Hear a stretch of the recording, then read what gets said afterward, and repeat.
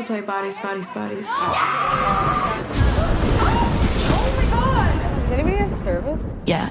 What's going on? I'm a hot girl, pop girl, rich girl. Guys, I get so stressed out every time we play this. Someone always ends up crying. Just wanna be me. So how do you play? I'm a hot girl and I come in different flavors. If you draw the piece of paper that has the X on it, You are the murderer. Neighbors. everyone else has to avoid being killed. What is that? Xanax, do you want one? Yeah.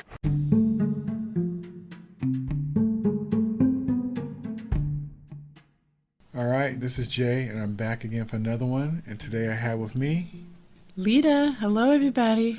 how goes it? I'm doing well. How about yourself? Doing good. Good. Doing Good. good. All right, so we checked out a new movie. We saw it kind of cold. Cold meaning no trailers or anything, not reading up on it, not looking into it, no reviews, anything. I thought I saw a trailer, but after watching the movie and then seeing the trailer, I know I did not see the trailer because I was surprised by everything that came up in the movie. I saw the poster for it, and maybe the poster is what got me to want to check out the movie. And then it was a A24 movie, which is a funny story. So supposedly I had a look on my face or a tone in my voice when I realized it was the A24 movie that we were seeing. Yes, you did. Basically, before the movie started, there was a bunch of trailers on about exorcisms and things like that, which, you know. Yeah, there were a couple scary movies on the trailers, and not knowing what the movie was exactly. I don't know. From the poster, I guess I figured there's a group of people together and maybe a party gone wrong or something. It wasn't exactly for sure. It had like Pete Davidson in it, and he had like this machete thing, and you had these girls with their phones and these light necklaces. And so I know the kind of movies that A24 does, and I really like their movies, but some of them be very heavy, and even though I like that studio, they have a few movies that I will not watch at this time, and I'm probably going to watch them eventually, but I know how their movies can go, where they could be cool but trippy. I know that they're smaller budget films, but they're usually, when you have smaller budget films, you have a more creative story because you're not really relying on special effects and things like that. So I enjoy their movies. Like I was telling you before, they remind me of Focus Films, and Focus made some great movies that I really love. They have a lot of heart, or the stories are really, well told. And so when I saw that, and like you said, after seeing those other trailers that were kind of creepy and kind of crazy, it did have me concerned for a minute for this movie because of the way it started and everything. I didn't know what to expect. It kind of had me on edge a little bit, so it's funny how I got a little psyched out because I didn't realize I said it like that to you. Yeah, you did. And I was trying to figure out, like, what kind of movie is this? And you're like, I don't know. Yeah.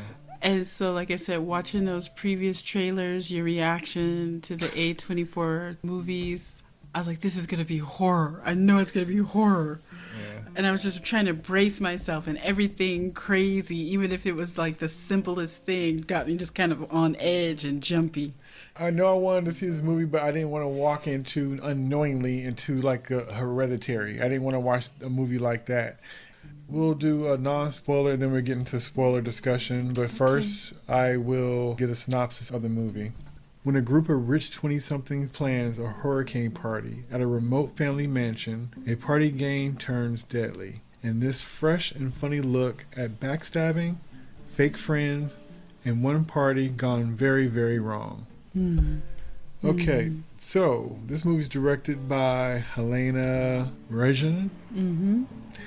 And the people that I know from the movie poster and that I recognize was Amandla Stenberg. I remember her from playing the character Rue in the Hunger Games movies when she was a very, very little girl.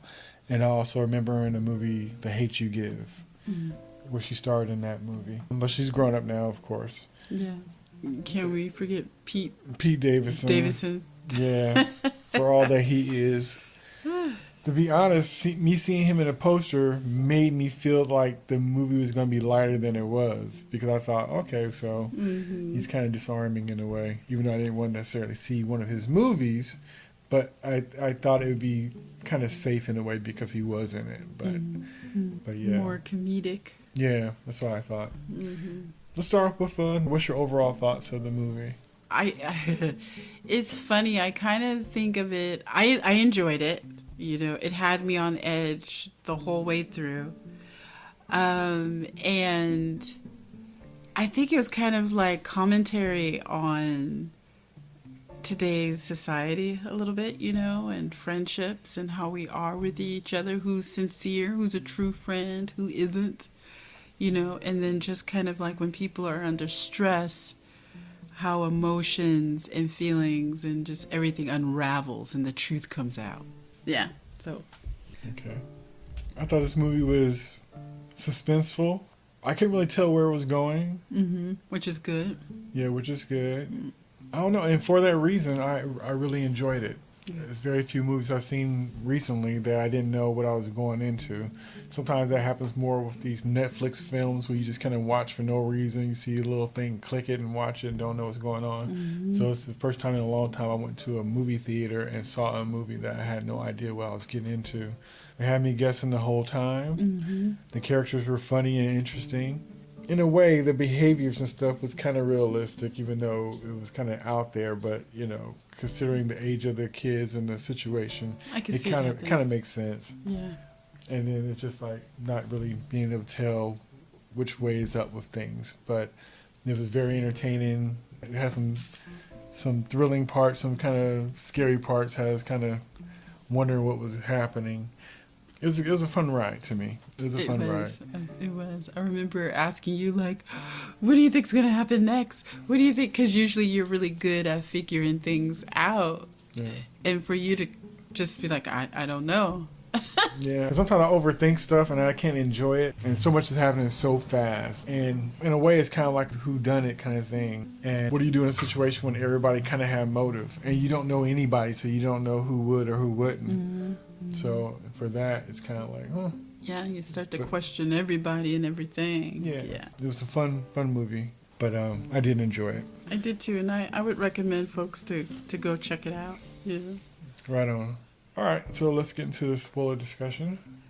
So, you know, it's a group of old friends that get together to have, again, this party, and it was just kind of wild, and I couldn't help but think, like, I hope my kid doesn't end up at one of these parties. Anyway, that was one of my first thoughts, anyway, about it. That's fair. Right. You know, because, like I said, it seems really real. You know, there are lots of alcohol drinking, lots of drug taking, and, you know, just things that you would do, you know, at a certain age in your life. Yeah. I'll definitely say this is a great example of, and I say it often with things, but how people are their biggest problems. Right. You know, we're always looking for the outside thing to get us, and it's really our own situation. We do it to ourselves 9 times out of 10. And there was a twist in it that I thought was just brilliant in a way. And the way it was discovered, it reminded me of kind of like movies like, maybe kind of like Lost Boys or something like that in a way, only because the way it ends with a little, it's kind of, like you watch this whole thing, you think this whole thing, and then at the last minute this bit of information is presented, and it just like throws everything else off in a good way, and it's believable. It wasn't like a cheap twist, you know. It was an earned twist, which I thought made it fun.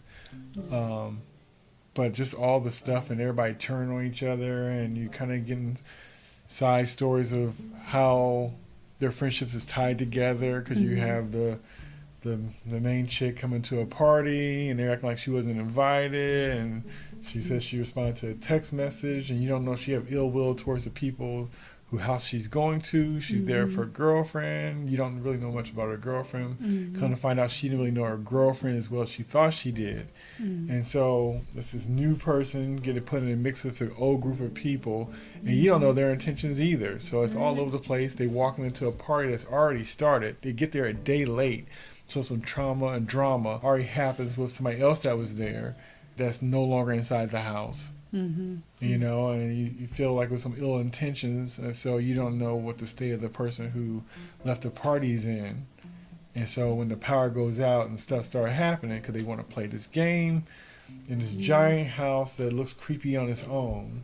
They're playing this game where, you know, if you find somebody and if you're the murderer, then you tag them and they stay down and they play dead. And You've got to figure out who the gotta figure out murderer who it is. Yeah. Right. And don't forget, like, how there is a hurricane and it's just, the weather plays a major part. And all the creepiness that's taking place, all of the rain and yes. Because they have that power outage, so all the power goes out and Yeah. so they're in the dark. And so they're playing this game and eventually somebody actually dies. Mm-hmm. And it just kind of sets off a chain of events throughout the rest of the story of trying to figure out who's who and who did what. Mm-hmm. And honestly, everybody seemed guilty in some kind of way. Right. It was possible for anybody to have been guilty, which made it fun. Yes, it did. And trying to figure out who was the killer. Yeah. And some of the stuff was legitimate Yeah. reasons why you would think somebody might have done something. Like I said, we walked into the story with the main character, and they even got to the party late. So even something that we could have saw that may be an extra piece we could have to have more insight, we didn't have it because we were a day late with her. Mm-hmm. And so we don't know really what we're stepping into. Yeah. The character that Pete Davidson play has a black eye, and then we don't know what happened to him and why he's messed up and all this kind of stuff. And Pete is the first one to go, basically. Yes. So he got mad, and so he stomped off and went upstairs and went to bed. But then next thing you know, he's outside of the house, all cut up and messed up, walking into the glass door. Yes. And then he falls out dead. And so everybody runs out to go check and see what's going on with him. Like, okay, first he was playing this game, and now people are really ending up dead. Yeah. And, who could have got to him? And, one of the things you mentioned, the main character coming in with her new girlfriend who doesn't know anybody. There's one of the guests that's there, and she started dating this older guy. And, Pete Davidson's, his character is you could tell he's intimidated by this guy. He seems kind of cool, and there's a little bit of jealousy going on. Part of the belief is that, well, maybe it could be this guy, Greg. Maybe he's the one that killed Pete Davidson.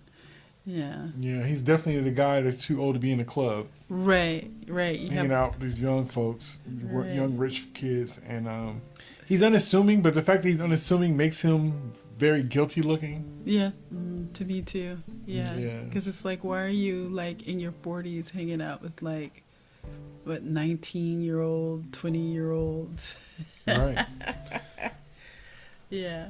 Yeah, so eventually everybody becomes a suspect, and then kind of one by one, folks are dying, and then whoever's left is blaming the rest of the folks and stuff, and you start hearing about people telling secrets and stuff that they was never supposed to tell, and you just start seeing how messy stuff was just kind of pulled together, and past issues with each other. It's just amazing the truths and stuff that's coming out due to fear or being upset and hurt and things. And they had all those familiar, people that be in those friendships where you have the jerk person, you have the person who is a yes person that just agrees with everything, somebody who's very aggressive, somebody else who's a pushover, and you got the person who thinks they know it all, and so they're going through the night trying to figure out the situation. And it was just a trip for all those things to happen to all those people and those kids to end up dying just because they're trying to figure out who the killer is. And so, since this is a spoiler anyway, what did you think of the reveal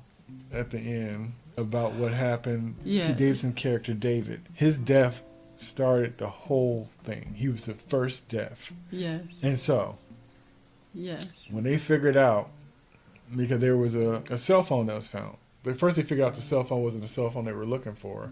And then they figured out whose cell phone it was. So they got that cell phone open, and then you're watching the video that's on the person's cell phone. Which I was kind of surprised they would even think to do that, but whatever. They did it. And then what do you see?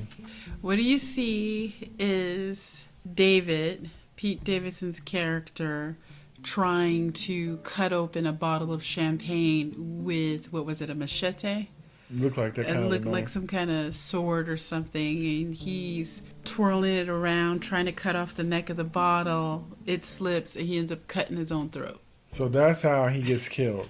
And so Right. when they see him outside with his neck cut, you figure out that trick he was trying to do with the knife was the same thing he saw the other guy doing, and he was hating on the other dude for doing it, but he looked cool doing it, and so I guess he was trying to practice it himself, and he ended up killing himself. So that chain reaction made everybody turn on each other and eventually kill each other. Right. Something silly. Yeah. And it kind of fits with the misunderstanding and the judgment and all the rest of that kind of stuff, how, you know, our own situation turns on us. And, you know, like I said, who needs the bad guy when we have the bad guy in our own head and we make up our own situations. But I thought it was a pretty cool twist that there was no monster or no murder or anything like that. It's just everybody's suspicion of each other and overreaction is what killed everybody. And so in my head, I was thinking like, well, for the two that survived, I'm like, how would they ever be able to explain it? Like, their life is probably screwed. Yeah. And it's so funny because throughout the movie, like you mentioned before, there was one person that was missing, and everybody was like, maybe it was Max. He's the one that killed David. He's the one that did this. Where is he? And we never seen Max before, so we don't really know what that means. So he's saying Max, so like, okay, so would Max be the one coming in and trying to get revenge on everybody? Because if Pete Davidson do got that black eye, so did Max give him that black eye? They're, you know, drinking and doing drugs and misunderstanding. So yeah, I thought it was a fun little twisty movie. And like I said, I just didn't know what to expect. And so that just had me feeling a ways. Because even when they introduced all the friends at the party and they were all underwater, holding their breaths, it's just like, what are they doing underwater? What's going on with that? So everything's just so off kilter. Yeah. But it's probably some stuff they would do, just playing games, hang out in the pool. I think they were just trying to see who had the strongest lungs. And I think they were all high or something, just floating underwater. But it's so funny coming in upon that scene, I kind of felt like an outsider. And the older gentleman, when they were showing him underwater and everything, my impression was that it was his house and like he was some kind of guru or something, because that's kind of how, in a weird way, he presented himself. Like they showed him like meditating. They showed him with this sleep mask at one point, you know, just, you know, his philosophy on things. That's the impression that I got. But it turns out it was David's dad's house, really, you know. Yeah, just trying to figure out who's who, what's the relationship. And then the main girl who comes in, Sophie, with her girlfriend B, you kind of find out that she had a relationship with another character, Jordan. So did you believe that really happened? Because even to her dying breath, she was saying, you know, check the text. Check the text. So she was alleging that she had an affair with her right before, you know, they left to come up there. Yeah, that they had a little fling, a little thingy thing. Now she said that she didn't, because I knew that whole thing at the phone. I know B was going to get that phone. Right. I knew it was going to come up. Yes. You know, and I was just waiting. I was like, you know that she's concerned and want to know if that thing happened, because if it did, it's in that text message. But it could have been something else in that phone that she didn't want her to see. Who knows? But I thought that was very interesting. So, So did you think that the girl did really mess around with the other chick? Yeah, because Sophie was fighting so hard to keep B, her girlfriend, from reading the text messages in her phone. She was hiding something, right? I'll tell you, it was like, okay, yeah, they probably, you know, slept together before they went to the party. And, there, you know, she could have been like, you know, let's meet up. But then a part of me was thinking, like, maybe they were in some kind of cahoots together before we realized how David actually died. I kept thinking at some point that they were, you know, the killers, that there was more than one, that there were two paired up, you know. And that could have had something to do with the text messages, too. You know, Yeah, it could have been so many different kind of things, because it could have been the fact that the party goers that was already there, they could be like, didn't really want, because they said they didn't really want her there. Why is she showing up? Didn't want Sophie there, Didn't want Sophie there because they were doing drugs and stuff, and she had disappeared and supposedly fell off the map. So they could have resented her for something that she did that we don't know, and they were trying to take her out. Or it could have been, you know, Sophie and, you know, going back to get revenge on her, you know, friends that she says that triggered her. Or triggers her, making her want to do drugs and stuff. So I'm like, well, maybe she's going there to clear house. And then, you know, her girlfriend B, you don't know anything about her. No. And you kind of find out New to the group. she wasn't really telling the truth about certain things. Right. And so she could have been anybody just trying to tag along and trying to take out those people. So Yeah. Max could have came back and tried to take everybody out. So it was kind of Right. interesting how you had it could have been coming from any kind of angle. Mm-hmm. Usually in certain kind of movies, certain people just disappear and they come back and all that. Because I've seen stuff like this, like movies like with Scream, where you have a whole bunch of people trying to figure out who did it. And then later on, you kind of notice that certain people wasn't never in the room or whatever. But this didn't feel like it had the same kind of tropes that kind of give you the answer, which I liked. That's what made it good, because you really didn't know who the killer was, you know. Yeah, like I said, I had different motives I thought may have been the reason, but I don't think it was anything that really had me stuck on any particular person, just because, like I said, it just wasn't laid out obvious. Because even with the girlfriend B, even though she was very unassuming, and usually if you're unassuming, that's the person who kind of did it. Yeah. It didn't really seem like, I don't know. You didn't feel like it was her? No. When she had actually killed somebody, the fact that she threw up after it, I don't think she would have been comfortable with killing. Okay. I don't think she would have got thrown off I don't think she would have got sick from that. Well, she did seem like she was in shock. Yeah. Yeah. And we don't know nothing about her, what she went through, so she could have just really been doing her thing, trying to protect, like she said that she was doing. So it was fun. Like I said, I think the big part of it really was the fact that I didn't know anything about the movie. And like you said, I saw that A24 and I was just like, I hope. I don't know how far this is going to go. You know, I don't know. Because to me, it could have been like Spring Breakers, which I really liked with James Franco and some other folks. And it was these girls that was on spring break, and I think they were in Florida or something. And they were, you know, they were robbing folks and stuff. They had pink ski masks and Uzis and stuff. And so it could have been anything, you know what I mean? So who knows? Who knows? But it was definitely lighter than I thought. It was very suspenseful, and it was fun. I wouldn't say it's too gory. No. But it was just a nice, fun, fresh story with a good twist on an old kind of whodunit. It's a good twist on a whodunit. I think the writer did a good job in writing this film. Yeah, because you don't know. You don't know. Really, I mean, it kept me guessing until the very end. Yeah.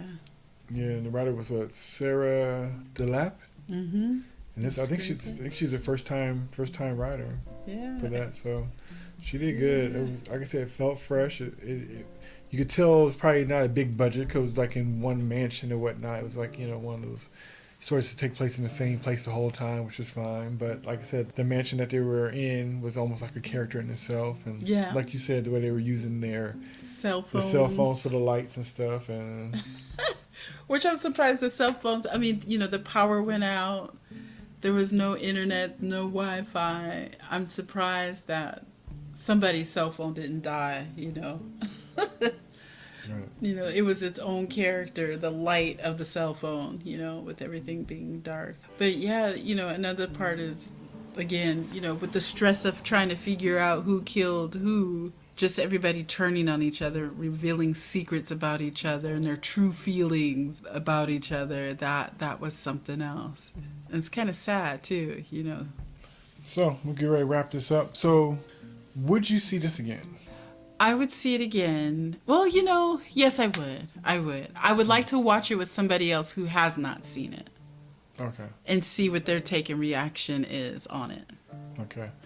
I don't know if I would necessarily watch it again. Like you said, if I was watching with somebody who didn't see it before, maybe in that case. It's one of those ones you could just watch once, I think, and be good with it. Mm-hmm. Not to say it's a bad movie, but it was just kind of, it's more of the situation than anything else that's going to really get you. And once you kind of see what the situation is, I think that's kind of like, okay, one of those kind of cool movies that I'm glad I checked out. Right. You know, I don't regret seeing it. Yeah. That's for sure. So.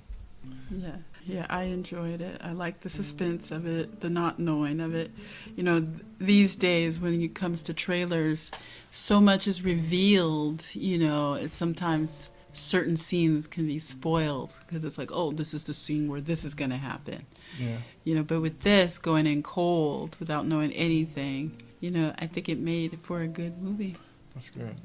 All right, so that was Jay and Leda's review of the movie Bodies, Bodies, Bodies.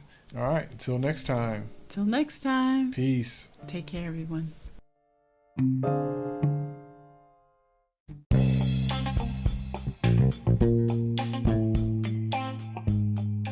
Thanks for listening, and please like and subscribe.